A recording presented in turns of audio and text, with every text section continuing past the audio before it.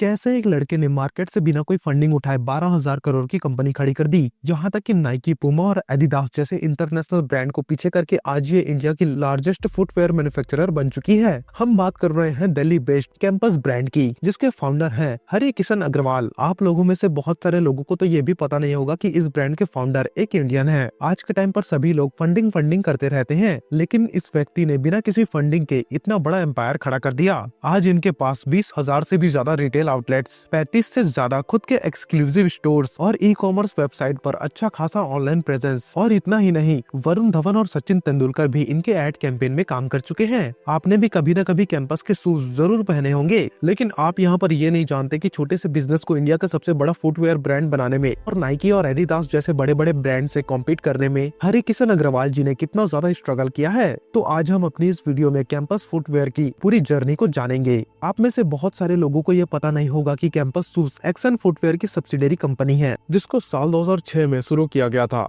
जिसके पीछे के असली हीरो हरि किशन अग्रवाल जी हैं। ये एक लोकल मिडिल क्लास फैमिली से बिलोंग करते थे और 1950 के दौरान ऐसे लोग उस समय पर फाइनेंशियली तंगी से गुजर रहे थे। उन्होंने बचपन से ही अपने माँ बाप को हार्ड वर्क करते हुए देखा था। वो कहते हैं ना, हमारे माता पिता ही हमारे सबसे पहले अध्यापक होते हैं। जहाँ पर उन्होंने अपने माता पिता से ये सीखा कि जिंदगी में सक्सेस पाने के लिए हार्ड वर्क के साथ साथ परसिवरेंस भी उतना ही ज्यादा जरूरी होता है। और इसी वजह से उन्होंने आने वाले बड़े बड़े चैलेंजेस को पार करके दिखा दिया। जिन सभी परेशानियों के बारे में यानी कि सक्सेस के बारे में आगे आप हमारी इस वीडियो में देखने वाले हो। खैर, गरीबी होते हुए भी उनको पढ़ाई में बहुत ही ज्यादा इंटरेस्ट था। हालांकि उनके पेरेंट्स अपनी गरीबी को देखते हुए उनको स्कूल सिर्फ और सिर्फ एक ही शर्त पर जाने देते थे कि वो स्कूल से आकर मार्केट में काम करेंगे और थोड़े बहुत पैसे कमाकर घर लाएंगे। अपने स्कूल से आने के बाद वो काफी सारे लोकल मार्केट के शॉपकीपर्स के साथ काम किया करते थे, जिसकी वजह से उनको ट्रेड और कॉमर्स की बेसिक बातों को सीखने मिला और यहीं से उनके अंदर बिजनेस करने का कीड़ा घुस चुका था। और इसी वजह से महज 18 साल की उम्र से ही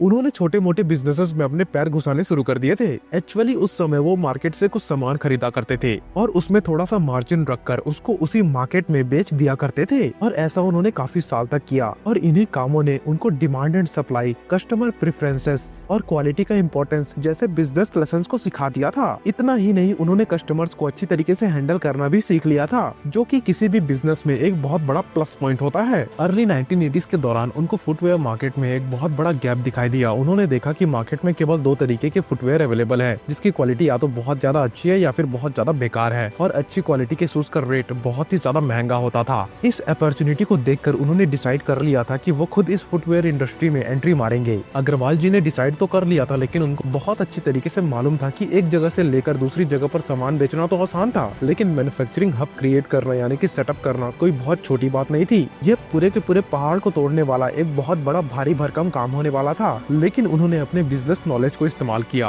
और साल 1983 में दिल्ली के अंदर एक एक्शन फुटवेयर ब्रांड की शुरुआत करी। किसी भी बिजनेस में पैसों की तो जरूरत होती ही है, और अगर मैन्युफैक्चरिंग से रिलेटेड कोई काम होता है तो उसमें बहुत ज्यादा पैसा लगा करते हैं। लेकिन अगर देखा जाए तो एक्चुअल में उनके पास कोई पैसे ही नहीं थे। इसीलिए उन्होंने अपने दोस्तों और फैमिली मेंबर्स से कुछ पैसे उधार लिए और उसमें अपनी सेविंग्स मिलाकर जैसे तैसे करके पैसों का इंतजाम कर लिया। लेकिन तभी उनको एक बहुत बड़ी शॉकिंग बात पता चलती है। अर्ली 1980s के दौरान छोटी कंपनीज के पास एडवांस टेक्नोलॉजीज नहीं हुआ करती थी और इसी वजह से उनको बेसिक मशीनरी से ही काम चलाना पड़ता था। और बेसिक मशीनरी में दिक्कत ये थी कि उसमें सारे के सारे काम मैनुअली हुआ करते थे, जो कि काफी ज्यादा टाइम कंज्यूमिंग था। और कम बजट होने की वजह से वे लोकल लेबर से ही काम कराया करते थे, जो कि हाई स्किल्ड नहीं हुआ करते थे। अब जैसे तैसे करके उन्होंने प्रोडक्शन सेटअप रेडी तो कर लिया था, लेकिन उनके सामने भारत जैसा बहुत बड़ा देश था, जहां पर प्रोडक्ट को डिस्ट्रीब्यूट करना कोई छोटी मोटी बात नहीं थी। इन सभी मुश्किलों के बावजूद उन्होंने अपने बचपन में जो कम्युनिकेशन स्किल सीखी थी, उसके जरिए होलसेलर, रिटेलर और लॉजिस्टिक पार्टनर्स से बात करके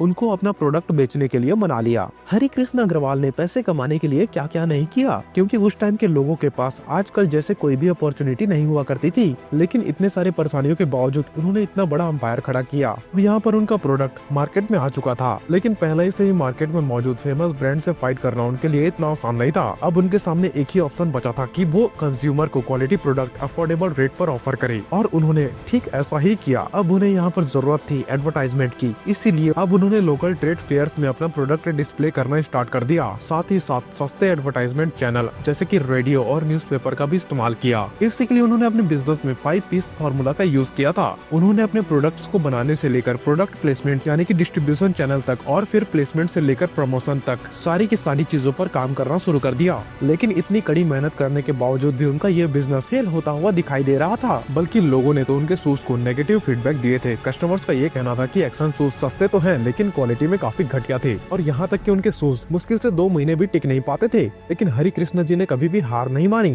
शूज बेचकर उन्होंने जो भी पैसे कमाए थे उन सारे पैसों को अपनी उसी बिजनेस में लगा दिया और अपनी कमजोरी को इम्प्रूव करने पर फोकस किया। जैसे कि सबसे पहले उन्होंने मशीनरी को अपग्रेड किया, गुड क्वालिटी रॉ मटेरियल्स खरीदे, स्किल्ड लेबर्स को काम पर रखना चालू किया और अपने डिस्ट्रीब्यूटर को अच्छा खासा कमीशन देना शुरू कर दिया। और इतना ही नहीं, उन्होंने बड़ों के साथ बच्चों का फुटवेयर लाइक स्कूल शूज भी बनाने चालू कर दिए। एक्शन की स्कूल शूज वाली मार्केटिंग आज भी मैक्सिमम लोगों को याद होगी। इस कैंपेन के बाद एक्शन शूज हर पेरेंट्स के मन में बस चुका था, यानी कि उनके लिए एक्शन एक गो टू ब्रांड बन चुका था और मैक्सिमम लोग अपने बच्चों को एक्शन का ही शूज दिलवाया करते थे। यहाँ तक कि कई सारे स्कूलों में एक्शन शूज ड्रेस का पार्ट बन चुका था। लेकिन हरि कृष्ण जी यहीं पर नहीं रुकने वाले थे। अब उन्होंने अपने सारे के सारे प्रोडक्ट को डाइवर्सिफाई करना शुरू कर दिया था। बेसिक एंड स्कूल शूज बनाने के साथ ही उन्होंने सैंडल्स, स्पोर्ट्स, कैजुअल एंड और फॉर्मल शूज भी बनाने शुरू कर दिए। अपने दूसरे शूज के मार्केटिंग के लिए इस पर्टिकुलर कंपनी ने काफी सारे इमोशनल एड कैंपेन चलाए, जिसमें वह ज्यादातर अपने प्रोडक्ट को ड्यूरेबल और कंफर्टेबल बताया करते थे, यानी कि अपने प्रोडक्ट की ड्यूरेबिलिटी और कंफर्ट पर फोकस किया करते थे उन कैंपेन्स में। यहाँ तक कि उन्होंने सचिन तेंदुलकर को अपना ब्रांड एम्बेसडर बना दिया था, जिसकी वजह से उनकी पॉपुलैरिटी और भी ज्यादा बढ़ने लगी थी। और धीरे धीरे उन्होंने अफोर्डेबल रेट्स पर हाई क्वालिटी ऑफर करने वाली बहुत बड़ी कंपनी बनकर सामने आ गई। आगे चलकर एक्शन ब्रांड अब इंडियन फुटवेयर मार्केट के बड़े बड़े प्लेयर्स में गिने जाने लगे थे। लेकिन उसी दौरान साल 1991 में इंडियन गवर्नमेंट ने ग्लोबलाइजेशन का सहारा लिया, जिसकी वजह से नाइकी, पूमा और एडिडास जैसे बड़े बड़े इंटरनेशनल फुटवेयर ब्रांड इंडिया में एंटर कर चुके थे। और इंडिया के फुटवेयर मार्केट में एंटर करते ही उन्होंने सारे के सारे छोटे छोटे फुटवेयर ब्रांड्स को मार्केट से आउट कर दिया। लेकिन एक्शन ब्रांड शेर की तरह घात लगाकर बैठा हुआ था। दरअसल नाइकी और एडिडास जैसी बड़ी बड़ी कंपनीज ने 3 मेजर स्ट्रेटेजीज को यूज किया, जो था ब्रांड बिल्डिंग, प्रोडक्ट इनोवेशन और सबसे बड़ा trick marketing. Brand building strategy में एडिडास ने कस्टमर्स को अट्रैक्ट करने के लिए अपने बहुत अच्छे अच्छे लोगोस और स्लोगन्स का यूज किया था। जैसे कि नाइकी का स्मूथ लोगो और जस्ट डू इट स्लोगन ये दिखाता था कि ये ब्रांड उनके लिए है जो पर्सनल डेवलपमेंट और एथलेटिक अचीवमेंट को अचीव करना चाहते हैं। वहीं पर एडिडास का 3 स्ट्रिप वाला लोगो ये बताता था कि ये ब्रांड उन लोगों के लिए है जो क्वालिटी के साथ परफॉर्मेंस चाह करते हैं। यहाँ तक कि नाइकी ने बास्केटबॉल के गॉड कहे जाने वाले माइकल जॉर्डन को और एडिडास ने elite football player David Beckham को अपना ब्रांड एम्बेसडर बना लिया था। लेकिन एक्शन कंपनी के पास नाइकी और एडिडास जैसी कोई बड़ी पहचान नहीं थी और इंटरनेशनल ब्रांड के इसी कैंपेन की वजह से काफी सारे इंडियंस इन्फ्लुएंस हो चुके थे और देसी ब्रांड्स को छोड़कर वो फॉरेन ब्रांड्स की तरफ शिफ्ट हो रहे थे। अपनी दूसरी स्ट्रेटेजी यानी कि प्रोडक्ट इनोवेशन से इन बड़ी बड़ी कंपनीज ने एक्शन कंपनी को घुटनों पर लाकर रख दिया था। दरअसल नाइकी ने यहाँ पर अपने R&D पर काफी सारे पैसे खर्च किए थे और फिर एयर मैक्स और एयर जॉ लाइन वाले बहुत सारे इनोवेटिव शूज बनाए जो कि सुपर कंफर्टेबल और हाई परफॉर्मिंग थे। वहीं तीसरी बड़ी स्ट्रेटेजी यानी कि मार्केटिंग की वजह से इन्होंने एक्शन की कमर तोड़ दी थी। दरअसल बात ये थी कि नाइकी ने अपने एड कैंपेन में इंस्पायरिंग और मोटिवेशनल थीम पर काम किया था और काफी सारे बड़े बड़े स्पोर्ट इवेंट्स और लीग्स को कैंपेन किया था और बड़े बड़े लीग्स को स्पॉन्सर किया था, जिसकी वजह से उनकी विजिबिलिटी और रीच आग की तरफ फैलने लगी थी। वहीं पर एडिडास ने इम्पॉसिबल इज नथिंग नाम का कैंपेन चलाया था। साथ ही इसने ओलंपिक्स और वर्ल्ड कप जैसे बड़े बड़े इवेंट्स को भी स्पॉन्सर किया, जिसकी वजह से सारे के सारे स्पोर्ट्स लवर एडिडास के दीवाने बन चुके थे। लेकिन एक्शन के पास इतने बड़े लेवल पर मार्केटिंग कर पाना पॉसिबल ही नहीं था। लेकिन मार्केट में बने रहने के लिए वो भी बहुत अच्छे अच्छे इमोशनल एड बनाया करते थे जो कि उनके कोर कस्टमर को टिकाए रखते थे। लेकिन जैसा कि मैंने आपको पहले बताया कि ये एक शेर की तरह घात लगाकर बैठे हुए थे और समय मिलते ही उन्होंने अटैक भी किया। दरअसल एक्शन ने ये ऑब्जर्व किया कि इंडियन फूड मार्केट के अंदर कैसे एक नया शिफ्ट आ रहा है, जिसके ऊपर ना तो किसी फॉरेन ब्रांड का फोकस है और ना ही किसी लोकल ब्रांड का। और वो शिफ्ट ये था कि जैसे जैसे बाहरी कंपनीज इंडिया में पेनिट्रेट कर रही थी वैसे वैसे लोगों का इंटरेस्ट भी वहाँ पर बढ़ रहा था। लेकिन ज्यादातर भारतीय उसको अफोर्ड नहीं कर पा रहे थे, यानी कि नाइकी और एडिडास सिर्फ और सिर्फ अमीरों के ब्रांड बनकर रह गए थे। इंटरनेशनल क्वालिटी वाली फुटवेयर अफोर्डेबल प्राइसेस पर देने के लिए एक्शन ब्रांड ने एक बार फिर से अपनी पूरी शक्तियों के साथ अपनी सफर की फिर से शुरुआत करी।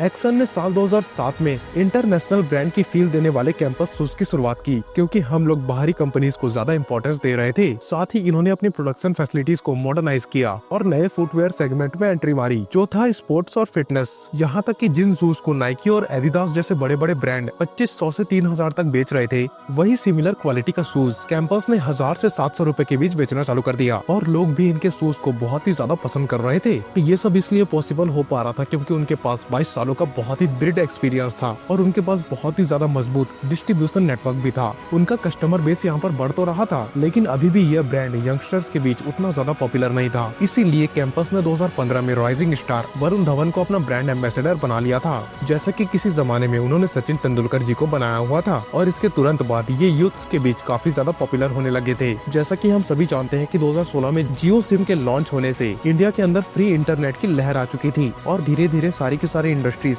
ऑनलाइन की तरफ शिफ्ट हो रहे थे और इस रेस में कैंपस का भी नाम शामिल था यहाँ पर। दरअसल 2017 में कैंपस ने ऑफलाइन और ऑनलाइन दोनों साइट्स पर इन्वेस्ट किया था। अगर ऑफलाइन की बात करें तो इंडिया के अंदर कैंपस ने 16 एक्सक्लूसिव स्टोर खोले थे, साथ ही अपने शूज को मल्टी ब्रांड रिटेल स्टोर्स में और बड़े बड़े मेगा मार्ट्स में भी रखा। वैसे ही अगर यहाँ पर ऑनलाइन की बात करें तो सबसे पहले उन्होंने अपने खुद के ई कॉमर्स प्लेटफॉर्म की शुरुआत करी और फिर दूसरे ई कॉमर्स प्लेटफॉर्म जैसे कि अमेजॉन और फ्लिपकार्ट पे भी अपने प्रोडक्ट को लिस्ट करना चालू कर दिया और इस तरीके से कैंपस ने अपना ओमनी चैनल सेल्स बनाया। खैर आगे चलकर इन्होंने अपने प्रोडक्शन में ऑटोमेशन और AI driven quality control system को भी ऐड किया, लेकिन तभी एक बहुत बड़ी ट्रेजेडी आ जाती है जिसकी वजह से दुनिया भर की सारी इंडस्ट्रीज पर भारी इम्पैक्ट पड़ता है। लेकिन कैंपस ने इस प्रॉब्लम को एक अपॉर्चुनिटी में तब्दील किया। हम बात कर रहे हैं 2020 में आई कोविड-19 पेंडेमिक के बारे में। इस पेंडेमिक के दौरान कैंपस ने ऑनलाइन प्लेटफॉर्म का सहारा लिया, वो भी कॉन्टेक्टलेस डिलीवरी ऑप्शंस के साथ। यहाँ तक कि उन्होंने वर्क फ्रॉम होम वाले शूज भी बनाए जो दिखाया करते थे कि वे लोग अपने कस्टमर्स के लिए कितना ज्यादा डेडिकेशन के साथ काम किया करते हैं। उनकी इसी डेडिकेशन के बदौलत उन्होंने 2020 में मार्केट शेयर का 15% और 2021 में लगभग 17% कैप्चर कर लिया था। इसके अलावा उन्होंने 2020 जैसे मुश्किल टाइम पे भी 15 मिलियन का रिवेन्यू जनरेट किया था, जो कि ज्यादातर ऑनलाइन सेल्स से आए थे।